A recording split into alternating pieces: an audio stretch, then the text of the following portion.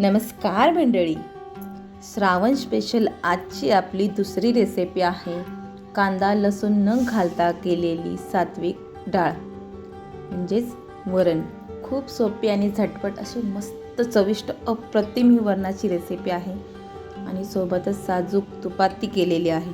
वेळ वाया न घालवता झटपट आपण रेसिपीला सुरुवात करूया। इथे मी कुकर घेतला आहे, त्यामध्ये मी अर्धी वाटी तुरीची डाळ घेतली आहे, सोबतच अर्धी वाटी मुगाची डाळ घेतली आहे। तुम्हाला हवं तर तुम्ही ह्यामध्ये मसूरची डाळ सुद्धा ॲड करू शकता किंवा फक्त मसूरची आणि मुगाची डाळ सुद्धा घेऊ शकता, पण मुगाची डाळ स्किप करायची नाही।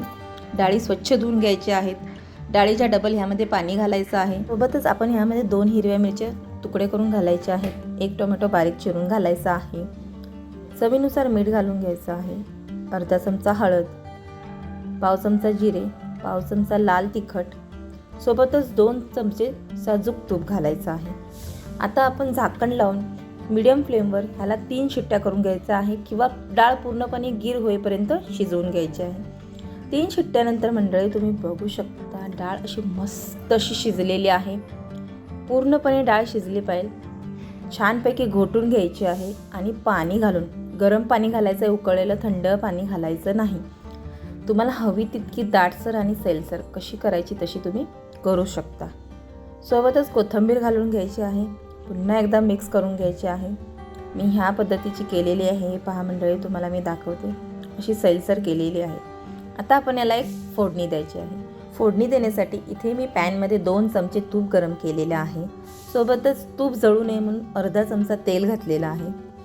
तूप छान कडकडीत तापलं की ह्यामध्ये अर्धा चमचा मोहरी तडतडली की त्यामध्ये अर्धा चमचा जिरे आणि भरपूर अशी कढीपत्त्याची पानं घालायची आहेत, पाव चमचा हिंग घालायची आणि ही फोडणी छानपैकी आपल्या डाळीला द्यायची आहे। मस्त अशी फोडणी द्यायची आहे, वरूनच द्यायची आहे।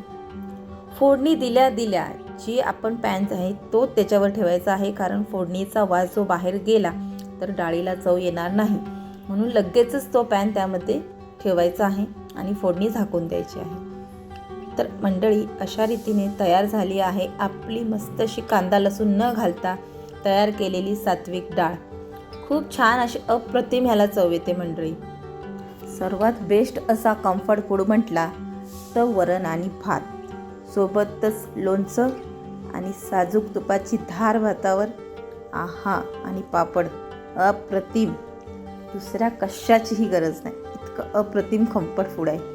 तर मंडळी तुम्हाला जर माझी रेसिपी आवडली असेल तर व्हिडिओला लाईक शेअर आणि सबस्क्राईब करा, सोबतच बेल आयकॉन बटन दाबायला अजिबात विसरू नका, जेणेकरून तुम्हाला नवनवीन रेसिपीचे नोटिफिकेशन येत राहतील। पुन्हा भेटू अशाच एका नवीन रेसिपीसोबत। वेळात वेळ काढून पूर्ण व्हिडिओ पाहिल्याबद्दल मनापासून खूप खूप खूप थँक्यू।